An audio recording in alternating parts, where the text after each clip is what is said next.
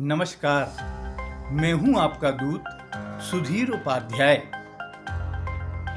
वास्तव में भारतीय चुनाव में प्रत्येक राजनीतिक दलों के भगवान यानी किसान केवल राजनीतिक दलों के घोषणा पत्र तक ही शायद होते हैं। इसीलिए तो आज किसान खुले आसमान के नीचे धरती पर बिछौना बिछाकर सो रहे हैं और वह सरकार जो इन किसानों के वोट से सत्ता शीर्ष पर बैठी है चैन की नींद ले रही है। आज जब ठिठुरती ठंड में किसानों को अपने अपने घरों में फसलों की चिंता करना चाहिए, तब वे तमाम किसान मैं बाल बच्चे अपना घर द्वार छोड़कर दिल्ली की चौखट पर डटे हुए हैं, वह भी पिछले 7 दिनों से। और समस्या का कोई हल फिलहाल निकलता नजर नहीं आ रहा है। किसानों की मांग आखिर है क्या?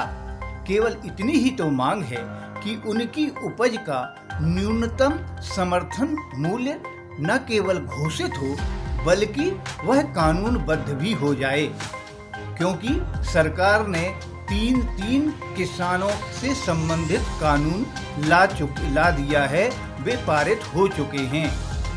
यद्यपि पूरा देश यह जानता है कि ये तीनों कानून किन परिस्थितियों में पारित हुए हैं और उनकी क्या संवैधानिक व्यवस्थाएं थीं, लेकिन फिर भी किसान पिछले 2 माह से इन कानूनों के खिलाफ लामबंद है। वह भी लगातार अल्टीमेटम भी दे रहा था और अब वह धीरे धीरे कूच करते करते दिल्ली के दरवाजे तक पहुंच गया। लेकिन इसमें हरियाणा की सरकार ने जिस तरह ठंड में वाटर कैनन चलाई, अश्रु गैस के गोले छोड़े और रास्ते की खाइयां खोदी किसानों के लिए, वह वास्तव में लोकतांत्रिक राज्य में अच्छा संकेत भी नहीं है।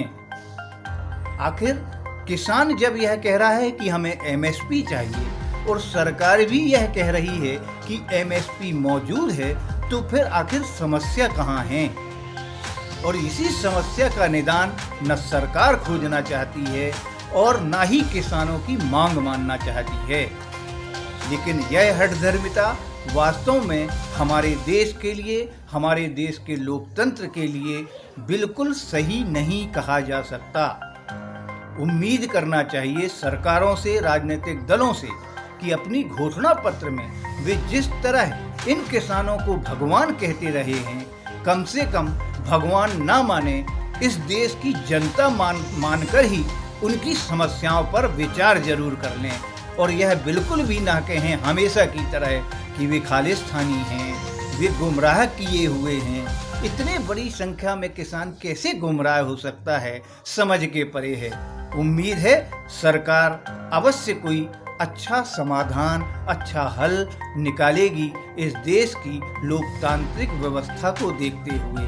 अन्यथा भारत की ख्याति दुनिया में खत्म हो रही है, कम हो रही है।